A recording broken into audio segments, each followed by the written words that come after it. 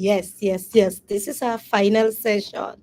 We told you we are coming back. Yes. So we have I believe three things or four things in this session. So when we come back, we're going to talk about the Strength in Sickle Cell LGBTQ platform. But before we start with the patient movement and sickle cell trait, let's take the time to talk about other advocates here in the Milwaukee community.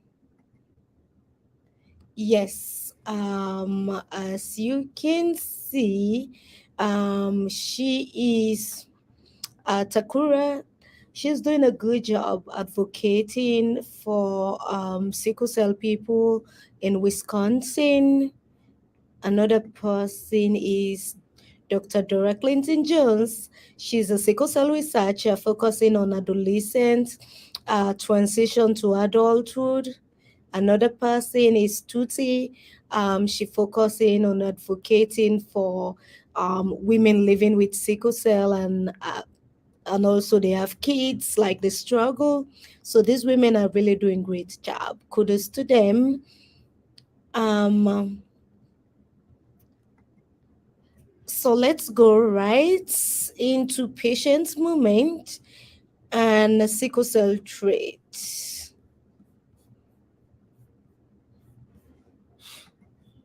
So, how is how is life like living with sickle cell in a developing country with limited medical resources for this disease? Yeah, it's it's kind of tough because there is there is um there is no good medical facilities, and then before you can access the good ones, it's distance and it costs a lot of money.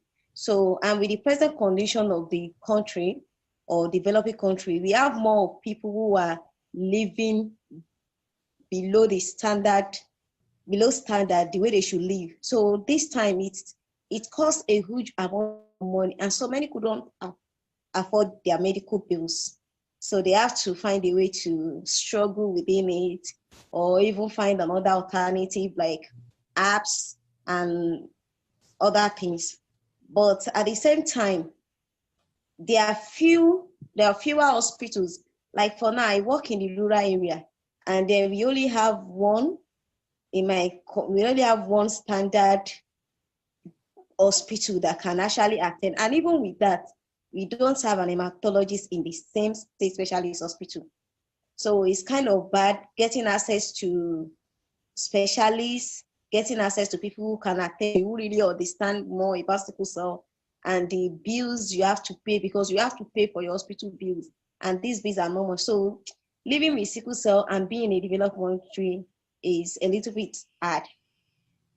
Growing up, I have realized that it's not very common for people such as myself to have sickle cell anemia, let alone the full-blown condition.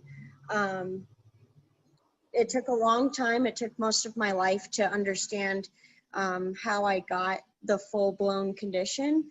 And also throughout my life, it was very difficult for doctors to diagnose me half the time, only because they couldn't believe that I had sickle cell. It was always a run back to talking to my specialist up in Denver in order for me to get any treatment. So I just growing up alone has made me realize that it is a rare condition for me. So, but it's made me and my family much stronger. So it's just one of those things that I'm okay with reminding everybody, but at the same time, I also want to spread enough awareness that anybody else that has my condition as well, that they no longer are alone. And I also want this to be an easier thing to explain, you know? The most health challenges that I've ever faced is acute chest syndrome. It was it was kind of very, very hard because the pain, I couldn't breathe well, and so many other things. So it was the most challenges I've ever felt as someone living with sickle cell acute chest syndrome. I mean, anytime I went into the emergency room to find treatment, it always led down to, well, maybe your pain is from this, or maybe the pain is from that, or even after doing blood work, they would still find it very hard to believe that I have sickle cell anemia. And it took a lot of tests, took a lot of seeing other different specialists. So it was just one of those things that it was all adjustment throughout time. I mean, even my family knows even better than me how difficult it's been just to get any relief out of anybody, you know. It didn't, I mean, I think when I was 13 or 14, and I finally found a doctor, not a specialist, like she's not a hematologist, but I finally met a doctor that believed me. And she even looked at my blood work like anybody else should and was like, hey, yeah, this girl is anemic. She definitely has sickle cell anemia. And my pain level was always at a 10 or above every single time, guarantee. And she prescribed me Dilaudid after we found out that morphine doesn't even touch me anymore. And yeah, so that's kind of where it started, of people becoming way more aware. Can you describe like what a typical sickle cell crisis feels like? And like, you know, for people to just like have a hard time understanding, because I know most people think it's like a different kind of way, but sickle cell is much different. Okay, yeah, thank you.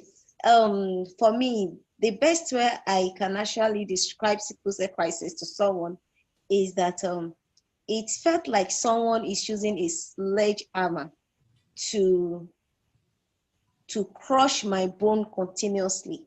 That's the kind of pain I can describe it with. Like somebody is holding a sledgehammer and the same person is crushing my bone every now and then. So it's something very painful. And in order to describe to other people, this is how I can actually describe it. They look at me like I'm from Mars, and I'm like, yo, that's not the case. I was born with this condition, and even after meeting my hematologist, I found out how I got the condition. My parents just so happen to have the two rarest sides, and I just so happen to pick up both of them. So it's a trip. One of my biggest worries is that I will not live past the age of 20 years at most. That's exactly what I was being told. Like, no matter what, the highest I can actually live to is 20 years.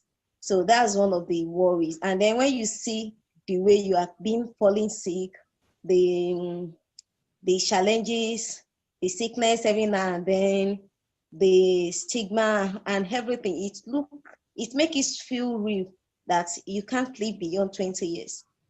And that was what I fear most when I was small. Like, no matter what I'm going to do, no matter my plan, no matter the plan for the future, I can't live beyond 20 years. I am a cannabis advocate. I am a true believer in marijuana use. I use that daily. I don't smoke heavily, by all means. I don't do that. I do consume edibles with CBD in it. I do notice that since my teens that this is the biggest relief I've gotten from the pain, and Also, I'm not too big on all the medication that they like to prescribe. I'm not a fan of taking morphine daily. I'm not a fan of maximum doses of ibuprofen. Not too crazy about that. So I'm more of like a natural medicinal user. And I've noticed that cannabis has been one of the biggest relievers in my life. So I really hope that nobody finds that, you know, offensive or strange or anything, but I do hope that whoever does watch this interview, that they give cannabis a chance, because it really has saved my life multiple times. And it really does take the edge off. It helps me maintain my focus. Another thing I'd have to say as well is my family and my friends. They are very understanding and very encouraging and uplifting as far as my behavior, as far as how I've managed it throughout my life. And as I've become older, it has changed my life dramatically. And I'm still learning every day how to manage sickle cell, because it keeps changing every day. So those are my two biggest things. And I'd like to thank everybody for their support. As a family person, like, how do you cope with sickle cell? Coping with sickle cell. The first thing that helped me to cope with sickle cell is acceptance. First, I have to accept myself that I live with sickle cell. I think that's the first stage in coping with sickle cell, because when you don't accept living with sickle cell, you fight yourself. There is this fight that comes within you. You just want to fight it off. You don't want to accept the fact that I'm going to have this crisis, or I can fall sick, or there are some things I can't do. And it really make coping with sickle cell, it really make it extremely difficult. So the first thing I do is to accept myself that I live with sickle cell. And so with that, I have a lot of coping mechanism. Like, from that acceptance, I really know that, okay, truly, there are some things I can't do, and there are some things I can do. So I try to work more on my strengths and try to afford things that can trigger my crisis. So I try to tell myself, okay, I can do this, but this is the stage I can stop. I have to stop at this stage because it's going to affect my health. So with this thing, it has really helped my coping mechanism with sickle cell. So I have a lot of things that I personally want to do before, even though I know it will cause me crisis. But with the acceptance, I can actually tell myself, oh, you can't do this, or this is another way. And then, you know, one thing about it is that once you are at that stage when you accept yourself totally, and you really realize that there are some things you can't do, it opens way for you to see other choices. Like, I can't do this thing this way, but there are always various choices. There are various ways apart from that same way that you can do it. You can do that same thing. So for me, I would say acceptance is one of the things that I used to cope with sickle cell, and it has really helped me a lot. Definitely my hearing loss. When I was 10 years old, I lost half of my hearing. On my right ear, I am pretty much 100% deaf. And my left ear, I have about 85% remaining. So that is definitely one of my daily struggles, for sure. I had a blood clot in my eardrum when I was 10. So that was one of my sickle cell crises, one of my episodes. I was also just diagnosed with macular degeneration 3 years ago in my left eye. So that's causing me to have migraines, and I'm also going blind slowly in that eye. But when I go to see my hematologist, I do get laser treatment every day, or not every day, but I try to do that every year. So if those were my biggest challenges, I'd have to say my hearing loss. I do deal with pain, joint stiffness, number one. But like I say, cannabis helps me take that edge off on a daily. So those are my biggest struggles. Tell me, like in the wider perspective, what are some of the stigmas that people with sickle cell have to deal with in Nigeria? Oh, the stigma, they're very, very much. Because first, Nigeria consists of different ethnic groups and then various religion groups too. So the first one that is very, very, the first one is like everybody wants to believe people used to say a witch. Like now, when you're having a crisis, sometimes people can't see the pain because it's inside, like you're feeling the pain inside. And when you're crying about a pain, some people want to feel like, okay, there is no cut, there is nothing. How can you be feeling pain in this leg and blood is not coming out, it's not swollen, it's not as if you eat it or something? They can't really understand. So with them, they tend to feel it like you are a witch. And because of the spiritual belief of people in Nigeria, so they tend to come up with like, okay, witch is because you are causing it yourself or you are trying to do something. So the stigma here is very, very high. And it now depends on the environment. The more from people in the rural community, they face more stigma due to ignorance than people in the city or people in town. So no matter where you are, even when you are in a city, there's still the stigma. The stigma that you will die soon. The stigma that you are a witch, you are the one causing yourself pain. The stigma of people believing that you can't amount to anything, no matter what you do. Even though when they see the struggle, when you go for interviews, people don't believe in you because they don't want to accept you. They just feel like, oh, you are a sickle cell, I can't accept you into the work.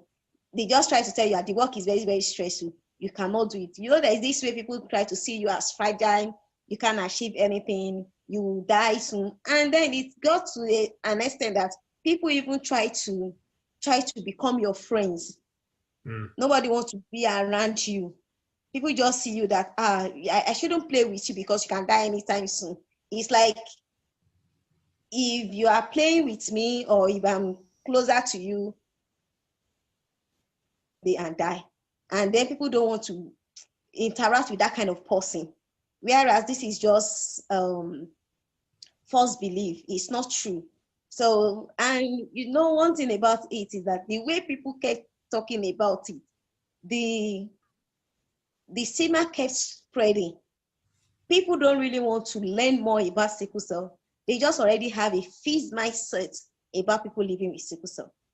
And it's extremely difficult trying to open up to someone that I live with sickle cell, because people are going to treat you like an outcast, no matter where you are. People are going to see you like she's not somebody you are supposed to be with.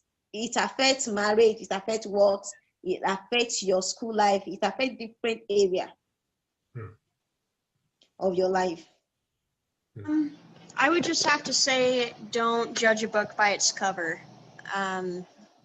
You know, if somebody tells you there's something wrong, there's something wrong. Nobody knows their body better than themselves. So if I just had to say one thing, keep living life to the fullest, and no matter what people say, make them aware, because it's real and everyone's going through something different every day. So I just want people to know that it's real and it's out there. There's other things other than coronavirus. There's this cultural belief among people in Nigeria from different ethnic groups. When you fall sick often and often, and then you know that managing sickle cell requires a lot of financial capacity. you have to spend money no matter what. So there's this popular belief about being wish, or they call it Ogbanje, is a popular word, Ogbanje in Igbo language, and they call it Emere in Yoruba language. So it means that this kind of people, they have supernatural power that can make them to fall sick at any time. That's the belief. Like they can fall sick at any time in order to punish the father or the parents, or they are being sent on purpose to some family to just wreck the family financial capacity. You understand? So with this, people tend to link, because of the frequent sickness, frequent crisis, people tend to believe people living with sickle cell are Ogbanje or Emere. And then the ignorance is not really helping people. The way some people are not getting the education is not really helping with that, because the Nigerian people believe so much in spiritual things, religion things. So even before they go to hospital, the first place they want to go to is either to the pastor, the imam, or a traditional worshiper, just to go and find out what is happening. And then throughout this thing, you have a pastor that will always serve based on their own level of knowledge. You have some pastor that will tell you, oh, no, she's possessed, she's a witch, or she's this, or she's that. And then when you go to the other religion, it's the same thing. When you go to the traditional worshippers too, they still come up with the same belief that it's not possible for somebody to be falling sick every now and then. And because of blood transfusion too, because there's no how you are going to manage sickle cell without blood transfusion. So many of us are taking frequent blood transfusion. So blood transfusion is still not well accepted in Nigeria, not in every places. So people still feel like, why should you be accepting blood from another person? So with this belief, they just believe that it's the same girl, it's the same person that is sucking our own blood, or she has to do with something like demon or witchcraft. That is why the blood can dry easily of our body. So it's all about ignorance. But I think things is getting better, especially with awareness that have been going on. But then it's still not the same thing when it comes to rural environments. The beliefs are still very strong in rural communities. It feels like I'm not even in my own body. It's excruciating. It's dark. Anytime I've had a crisis, it feels like every moment is so short. So, it's excruciating. It's tough times.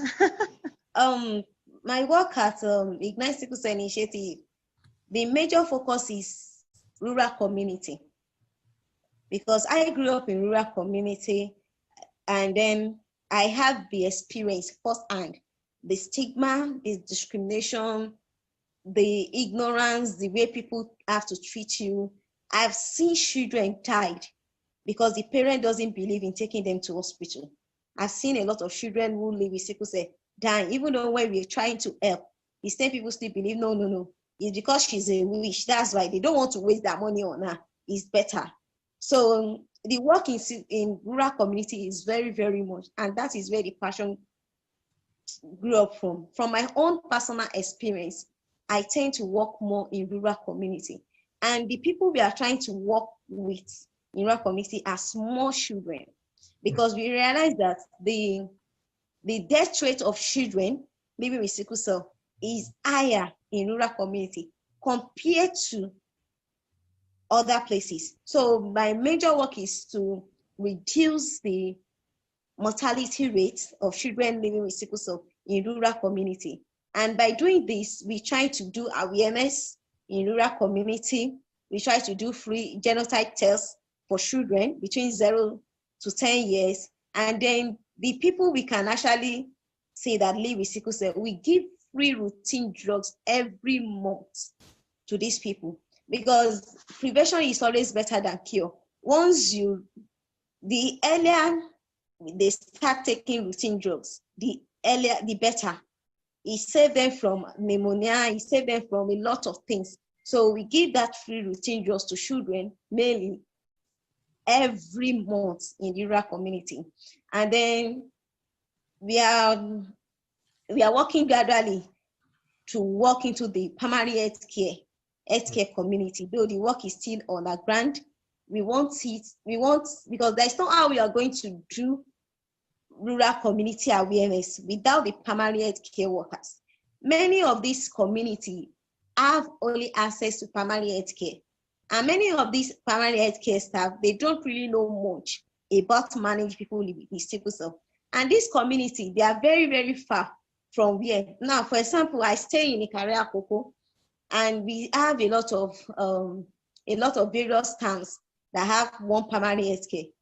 In case there is an emergency in that town, let's say Erusha Koko, it's going to take that person like 45 minutes to get to where there is an hospital, which is very, very far.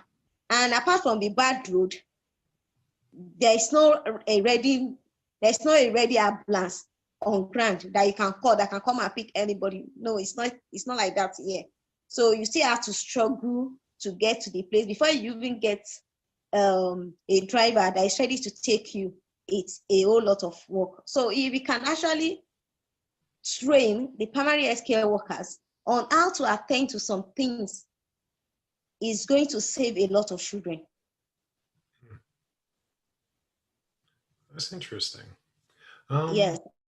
And then one of our work that we do again is that we try to do awareness within schools, higher institutions, and secondary schools, because we believe that the more people are more aware, the better. The earlier they are aware about something called genotype, the better. So we go to schools, we go to higher institutions, we go to secondary school to do awareness campaign and tell them about sickle cell. This is exactly what sickle cell.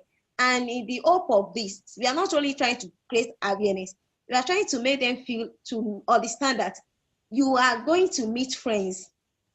You have friends that live with sickle cell. Even though if they are not your friend, you still have someone who is from your family that live with sickle cell. So we try to find a way to eradicate stigma by telling them this is exactly the truth about sickle cell. This is how you can help. This is how you can support. This is exactly what you can do when you have a friend having crisis. And it has been helping, because when you go to schools, a lot of people don't want to open up when it comes to sickle cell. Like the university in my state that we have awareness campaign. We are the primary, we are the school clinic, and the HOD of the clinic was telling us that many of these people, they don't open up to them. They don't want to open up that they live with sickle cell. They try hiding it. And one thing I told them that they will hide it because the community is not accepting them. And that's the reason why everybody wants to hide. So in order to make them feel comfortable, we have to bring out people who live with sickle cell and ready to share their story, share their experience. And it has been getting better every day. So the more we want to reach more higher institutions to tell them this is this. And then we just don't leave the higher institution. We create a club within the university. This club supports people living with sickle cell and also bring others who are not living with sickle cell in the awareness to let them know the truth about sickle cell disorder, which has been giving a lot of results. And the last of our projects is Project S campaign. That's for the school and then we now go to rural community, inside rural community, where we do awareness campaign every time in our local language, because many of these people don't really understand English language and they don't want to learn. The more you speak English, the more you are not communicating at all. So we try to talk to them. We talk to the chief, from the king to the chief, then to the community. We try to talk to them in the indigenous language of that community and try to let them know that people living with sickle cell, children living with sickle cell, they are not wish and they shouldn't be outcast. You should treat them like the normal kids. And this has been bringing so many results. We have more children now that we give routine drugs in these different community, and they have been improving gradually. But definitely want people to know that just because I am white doesn't mean I don't understand, or that I haven't experienced that before. I do try and push my limits sometimes. Living in higher altitudes, I do like to go on hikes in bigger altitudes, like climb 14ers. You know, I like to go and see how far I can push myself. And I noticed that throughout adulthood, I have been able to conquer that much easier throughout my life. So, you know, if someone's black and I'm white and we got the same thing, and like, why can't we share that? You know, why can't we just kind of spread that together? There is still so much, because right now there is little the leaders are doing about sickle cell. There is little. We don't have coming from Nigeria, where we have a lot of children, according to World Health Organization statistics, it is said that 150,000 children are born every year. Coming from this community, coming from this place, we still don't have newborn screening policy, and we still don't have a lot in place. There are so many hospitals that we don't have specialists that manage people living with sickle cell. We don't have access to hematologists and so many more. So, and when it even comes to the awareness, the government is not taking it as the way they should. This is September, and this is awareness, sickle cell awareness month. Hardly will you see anything coming from the leaders when it comes to sickle cell.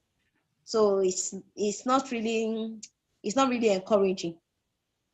A lot of this fight has been done by individuals and non-governmental organizations, which is why the awareness is not yet deeply rooted.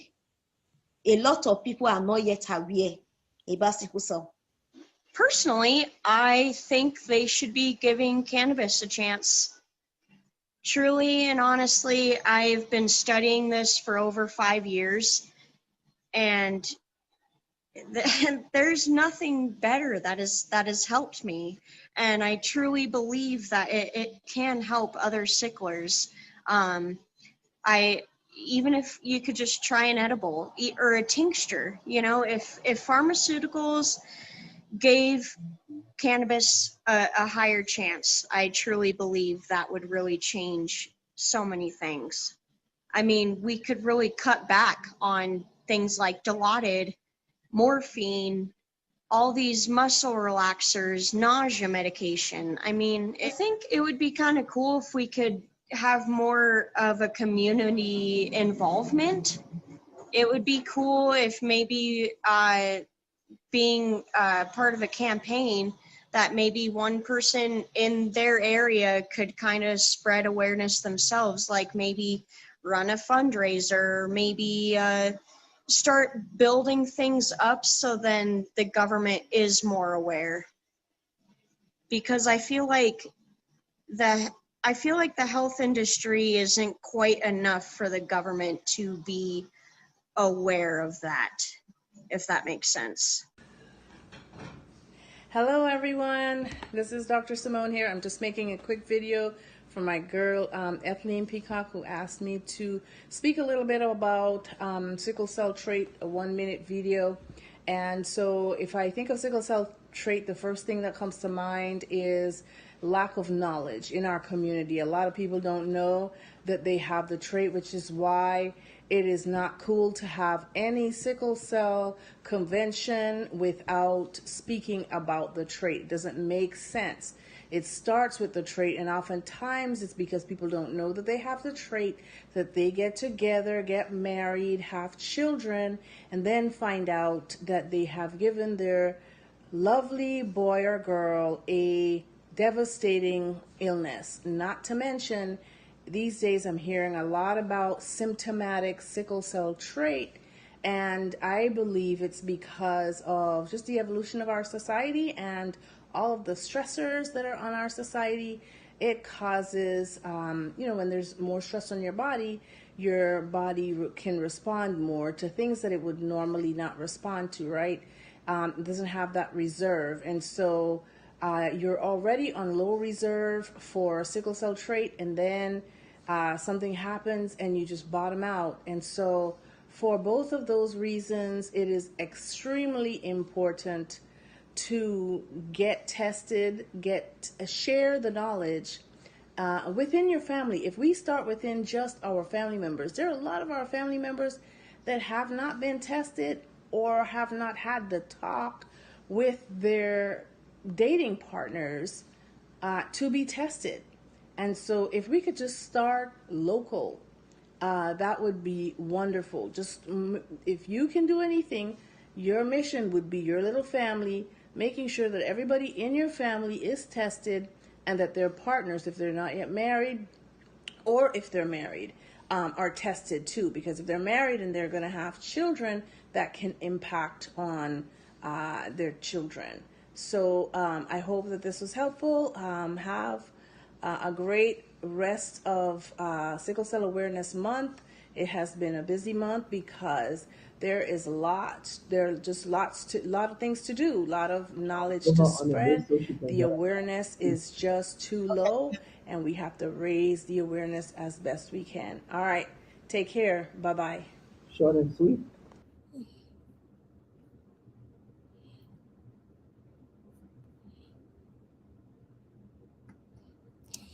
Woof.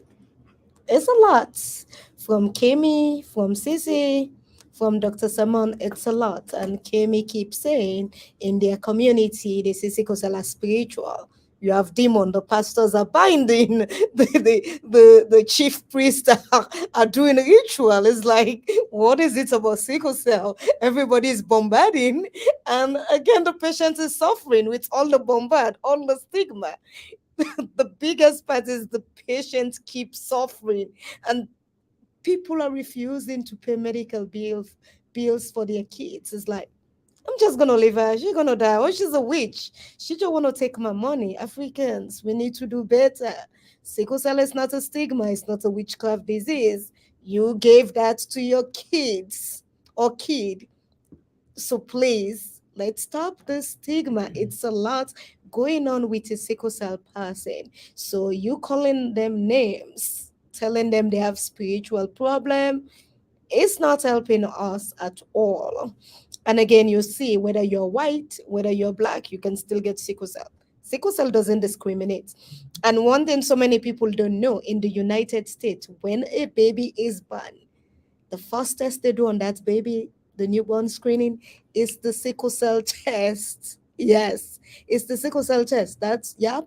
So that means if they're doing it on all babies born in the United States, then the government knows that anybody can get sickle cell, because if it's just one set of people, they're not going to waste that resources and test all the babies. And as you can see, Sissy is a Caucasian woman, but she has sickle cell. And the doctors are kind of surprised. They keep telling her, you don't have sickle cell.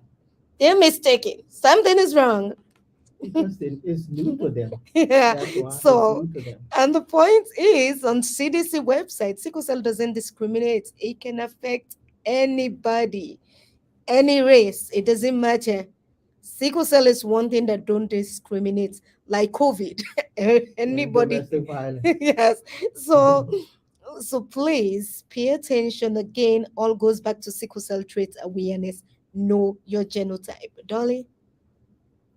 I think it was interesting to hear, and I think it's good for others to hear and know that in a lot of rural areas or in developing countries, for example, um, fewer medical facilities exist. And so even getting a diagnosis and getting treatment for someone who is suffering from sickle cell disease, is really, really difficult.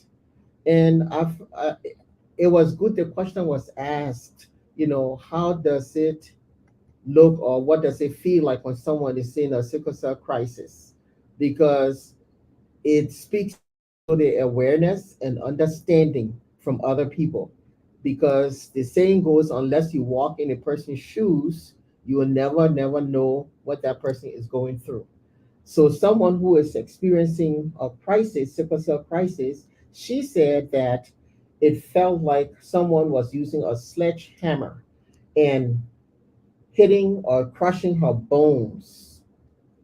The other thing that was interesting was the Caucasian young lady who said that people looked at her when she talked about her sickle cell disease like she was from Mars because they didn't quite understand and they didn't believe her. So, again, it's all about understanding, knowledge, belief, just like with domestic violence, too. Have to understand, have to be willing to learn, and have to be willing to believe and accept the person where they are. Yes. So again, sickle cell trait, the lack of knowledge. Again, knowledge is so important. Knowledge is key. And someone has said that that lack of knowledge in the community causes a lot of problem. And that was, I think, Dr. Simone who Yes. said that. If you are informed, the more informed you are, the better off you will be. You for yourself as well as for your relatives, your friends, and the entire community. So please, everyone, take this information and don't just take it and put it away in your drawer, your dresser drawer, or in your desk. Lock it away if you took some notes. But do take the information to heart. You have joined this to educate yourself. Now pass the information, the wealth of knowledge on to someone else so that they too can be informed and learn and know more about sickle cell and how to handle and deal and interact with people that have and show more compassion for the ones that have it. Thank you for tuning in today and following us on this program, and give yourself a round of applause for wanting to learn all about these different topics that were presented here today. Thank you for being with us, spending your time, taking your precious time to learn. Thank you. Have a good afternoon. Ethelyn, last word. Yes, before we go, we want to talk about the LGBTQ sickle cell platform. So, people living with sickle cell already facing discrimination, and these people are LGBTQ people, which make it worse. Again, another discrimination. So, it's for these people, it's one discrimination to the other. And some people will say, well, you have sickle cell again. Why should you be LGBTQ? Don't you think God was punishing you when He gave you sickle cell, and now you're adding on the punishment? Come on. Why will you say stuff like that? But people really say stuff like that to LGBTQ people living with sickle cell. And even if you're not living with sickle cell, you know there is a challenge as an LGBTQ person just being LGBTQ in the community. People always try to throw stone at you, tell you you're committing sin, you should die, or they even try to harm you, go physical with you. They killed so many LGBTQ people. And then you're living with sickle cell, going to the hospital, you meet some medical professional again, which have their own beliefs. You see people again in the community, the one that render help to you. So basically, that's how we come about the LGBTQ platform. It's a platform basically where LGBTQ people living with sickle cell will interact, message each other. It's a social networking platform where they can find job, they can do things they like, just discuss in general. So we're gonna give you a snake view of it right now. So let me share my screen with you. Mm, okay. Yes. So this is a sneak peek. This is the platform right here. In this platform, you'll be able to upload videos, chats, message, posts, look for a job, whatever it is. Basically, it's an LGBTQ platform for people living with sickle cell. But again, if you're an LGBTQ advocate, supporter, you are welcome to this platform. We'll provide the information for the link to this platform on the Strengthen Sickle Cell website. Everything will be on the top of this video. Um, Yes, guys, it has been a really long day, long session. It's been really a lot, and it's a lot of information. We know if you have any question, you can always contact us. You see the number on the screen. Whatever your situation, please contact us. We have a 24-hour hotline. Somebody is here to always talk to you. You are not alone. Just know that. To our wonderful sponsors, we want to thank you once again because you keep supporting us continuously for all our sickle cell events. You're always been with us from the beginning to now. We want to thank you for believing in us, for providing the financial resources for us. Um, to our audience, thank you for listening. To our speakers, thank you so much for your time and efforts. On behalf of Alafia Management and Board, I want to thank everybody that puts this program together, our vendors and contractors. That's how we end the SICBA for this year 2022. See you next year and have a good day. Be well and be safe. Yes. Be well, be safe. Yes, that's true. You have to be well and be safe. Yes.